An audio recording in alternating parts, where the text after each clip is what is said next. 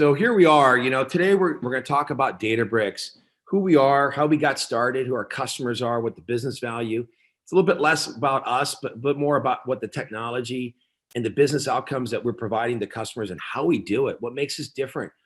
How do you leverage this technology? How do you go from 0 to 60? Even if you're at 60, how do you go from 60 to 120 and get to where you want to be to provide ultimate value to your company and help your organizations get to where they want to be around machine learning and analytics? As you probably all know, Databricks is a software company. It's a managed service or SaaS company, a unified data analytics platform that really allows three core data personas to come together to collaborate and drive business outcomes with their data. The three key personas that we typically deal with on a technical level are data engineers, data scientists, and data analysts. Our people, as we always care to say, you're the ones that we look forward to talking to every day and making this product even more simple, even more powerful for you. And what we do is we allow for a collaborative environment for those three corporate personas to come together and drive business outcomes with your data. Okay, we'll walk through a bit of examples on how we do that. As you can see here, we have over 5,000 customers globally, 450 partners in the ecosystem. And a lot of people come up to me and say, isn't Databricks synonymous with Spark? Aren't you the folks created Spark?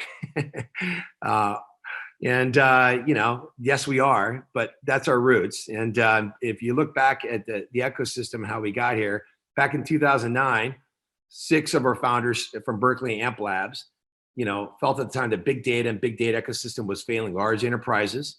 And the big data ecosystem was built on Hadoop, MapReduce, HDFS, was super difficult to deal with, right? And I think a lot of us went through that journey. At the time, that had a lot of promise, but it was just hard to kind of put those 43 different pieces together, so to speak. And so these our founders started in the Amp Lab, as I mentioned, Berkeley, and they came up with Spark.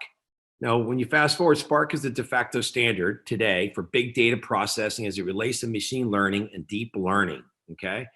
Then we, from there, started a company in 2013. We donated Spark to the Apache Foundation, okay? And outside of Spark, we've also stayed true to innovating and building, just constantly building and focusing on what's right for those three personas, right? And one of those major announcements is Data Lake, which is a lot of these data lakes that were built on Hadoop turned into data swamps, as you know. What Delta is our product on top of Data Lake, aims to bring reliability and scalability to those data lakes, really turning those swamps back into purified water that you can drink and swim in and use, right? We also launched MLflow about 1.5 years ago. MLflow is the only open source machine learning governance and lifecycle management platform out there today. Anywhere from how do I track my experiments that I'm running up to machine learning experience, all the way to how do I build a promotion path from dev staging to test with my ML models. And what are those approvals gates that I have to go through? This is what MLflow aims to support. Think of CI/CD for ML and deep learning models. Again, being able to take your models and govern it and roll it out and work well within the ecosystem is super critical. And that's why we designed MLflow and built it out. We also recently acquired Redash, an open source company that provides an easy to use dashboarding and visualization solution focused on SQL analysts. Okay, about 65% of current of queries today on Delta Lake on Azure Databricks is SQL, right? So we had to come out with something that was easier for folks to use, and that's why we bought Redash. We have over 7,000 deployments globally, and we're excited to welcome data analysts into our broad and growing open source ecosystem. Redash makes it very easy for customers to generate insights, as I mentioned, using SQL on all data in Delta Lake. With that said, let's move on to the next slide and talk a little bit about Azure Databricks, right? So I think a lot of people ask, well, what is Azure Databricks? It's a first-party service, a relationship with Microsoft. So, about over 3 years ago, Microsoft came to us and said, hey, how do we capture the Spark community? How do we take the best of breed product and open source solution and snap it into our ecosystem, snap it into our reference architecture? And that's where Azure Databricks came from, right? We spent millions of dollars together on research and development, building integrations, making it enterprise secure and compliant, as I mentioned, integrating with other Azure data services and enabling partners globally, right? This is the best of breed. 1+1 = 3 between Databricks and Azure.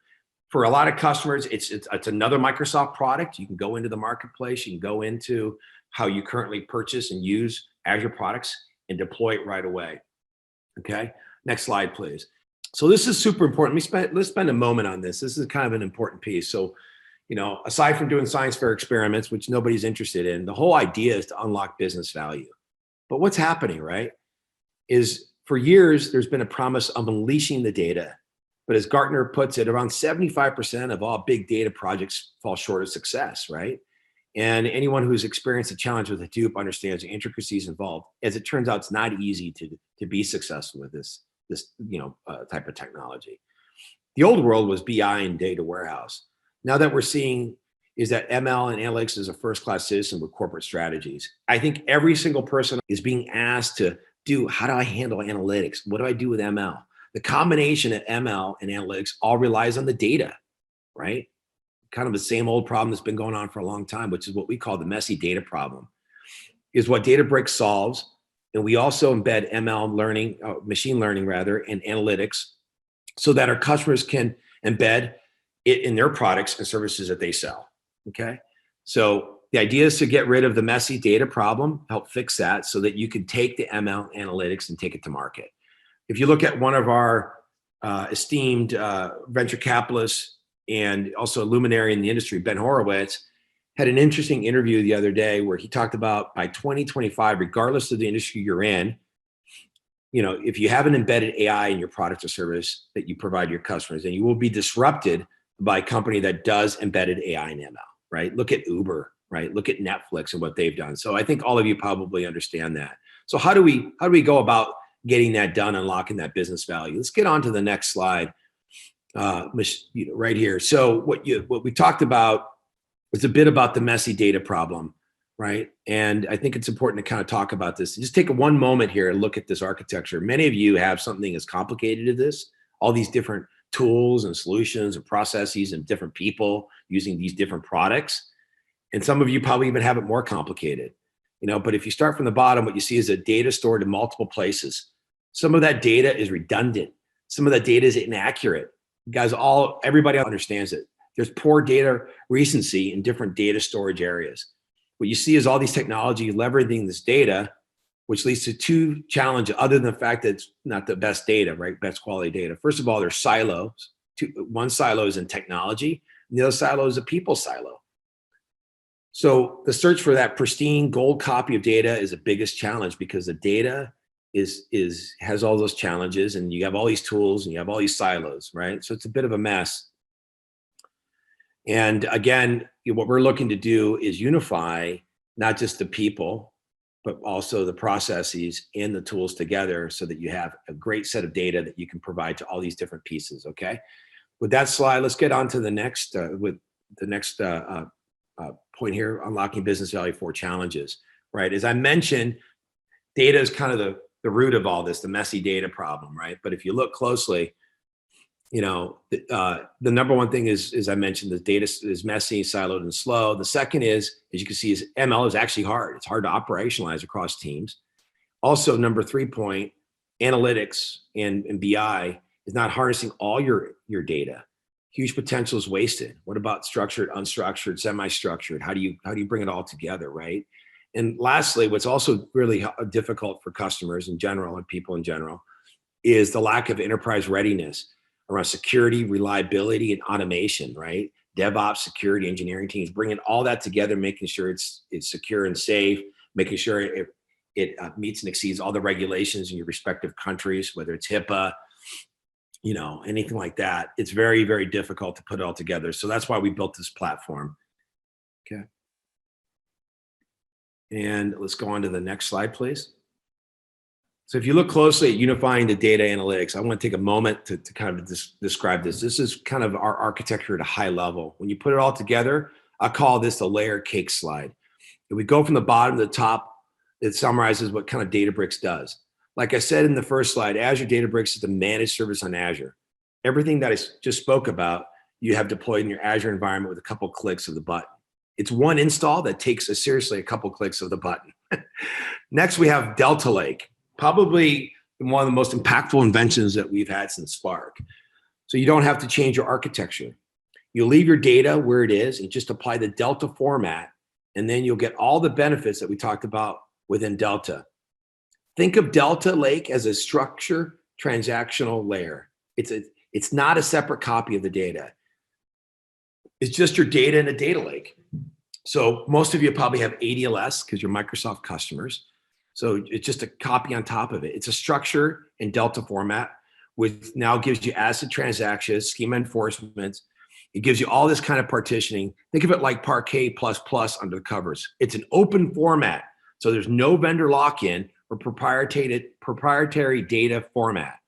Sitting on top of Delta Lake is Delta Engine, which is a highly vectorized performance query engine. Idea is we want our customers, to access their data at once, whether it's structured or unstructured, to be able to access it with the best of breed tooling. From there, you can push the data into the visualization to these different tools, and obviously unite the data analysts, data engineers, ML engineers, and data scientists. So what that looks like, right, is you're using the data that you currently have, whether it's semi-structured, structured, or unstructured. You're applying Delta Lake on top of it. It's open, as I mentioned. You're able to move a lot faster with the Delta engine and push all the data to the right respective areas and uniting folks. So as a data scientist is working on a model, you can have data analysts also working on the same set of data. You can also have data engineers bringing in new pipelines of data. Okay, that's the idea. And because we're able to do that, it takes a lot of our customers who typically have taken many, many weeks to do use case. Sometimes we can do it in a few days, depending on what it is, right? And in bringing people together and getting those products out. Last but not least, slide, please. As I mentioned, Azure Databricks, a unified analytics platform that integrates your existing data and analytics ecosystem. It works seamlessly in the Azure ecosystem. Use our optimized Spark engine within your existing ETL tools, such as Informatica or Talent. Okay. So with that said, I think that we could wrap it up and move on to customer success stories. I appreciate everybody's time. We're excited to work with you and partner with you. And there's not one job out there that we're not going to embrace and help you out with.